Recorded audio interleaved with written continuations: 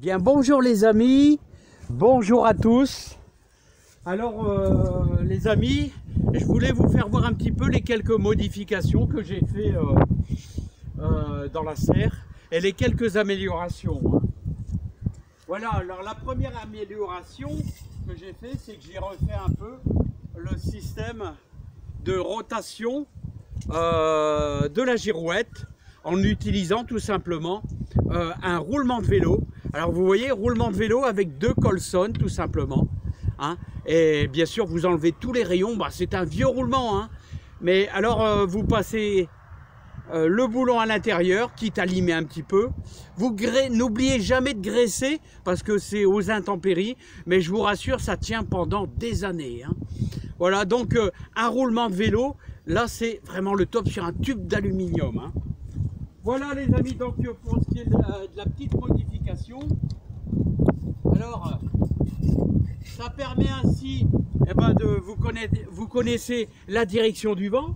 Là comme ici on est au nord-ouest, on voit vraiment les variations au nord-ouest, et sachez que les tempêtes en général ici du côté du Pas-de-Calais, les tempêtes sont plutôt au sud-ouest, hein. Donc vous devez placer votre serre de telle sorte que ici les tempêtes vont être sur le côté dans l'arrondi. On va placer la serre dans l'arrondi, c'est-à-dire on mettra pas la serre dans l'axe de la tempête. Qu'est-ce que je voulais vous dire aussi? Eh ben j'ai fait des tranchées.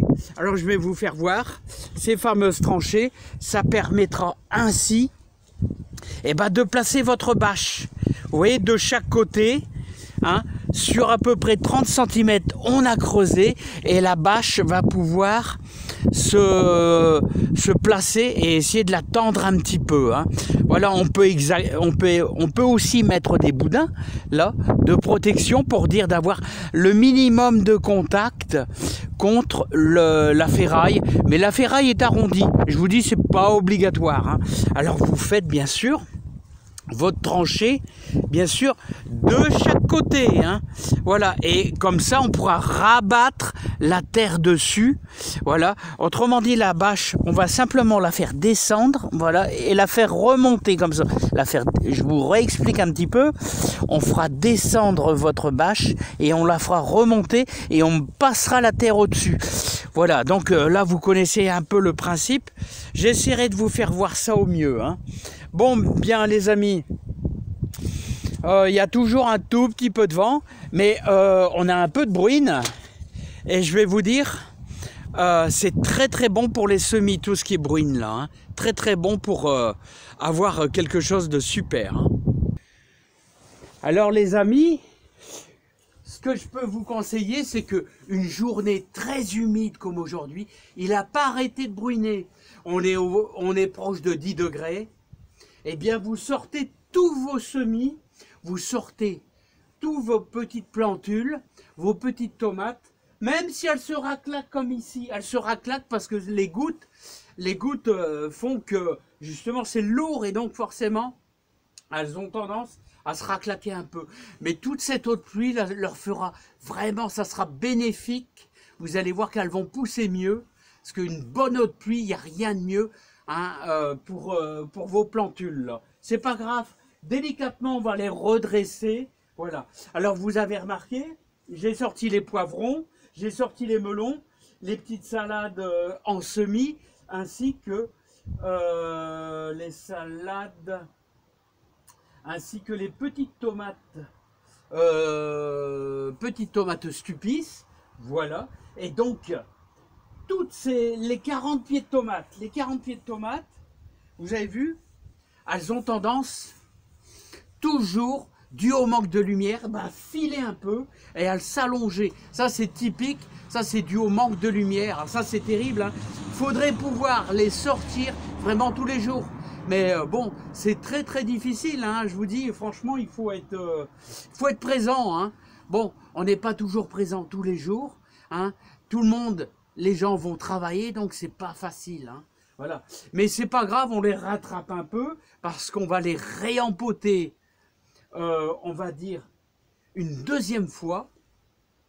Et chaque année, on rattrape, même si vous avez des longs pieds, des pieds de 50 cm, c'est pas grave, voilà. Hein.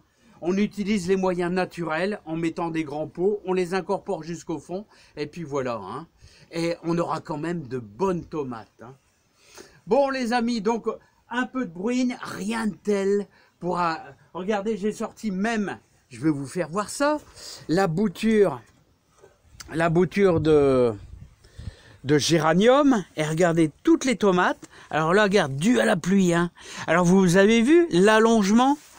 Alors en plus, il y a l'effet groupe, c'est-à-dire, hein, ces tomates-ci font de l'ombre, ces tomates-ci font de l'ombre à celles-ci, alors celles-ci ont envie de chercher la lumière, donc forcément, elles montent encore plus. Voilà, donc il ne faut pas hésiter à faire une rotation de votre container. Hein. Voilà, mais c'est pas grave ça, c'est pas grave. Hein. Ah, celui qui possède une véranda, eh bien, il a un peu plus de chance, car il a un peu plus de lumière. C'est toujours délicat. Mais vous inquiétez pas, arrivé à ce stade, les tomates vont quand même... c'est pas un souci. Hein, chaque année, j'ai des tomates qui font presque 50 cm, et dû au manque de lumière. Hein. Ah, ça, c'est... Pour tout le monde, c'est exactement la même chose. Bon, les amis... Je vous adore tous, donc je vous ai fait voir un petit peu tout ce qui est serre, et en tout cas ça vous aidera certainement un petit peu. Prenez soin de vous et je vous dis à bientôt les amis. Et on commence à bénéficier de nos belles jacinthes qui fleurissent et qui nous apportent beaucoup de bonheur et de joie. À bientôt les amis.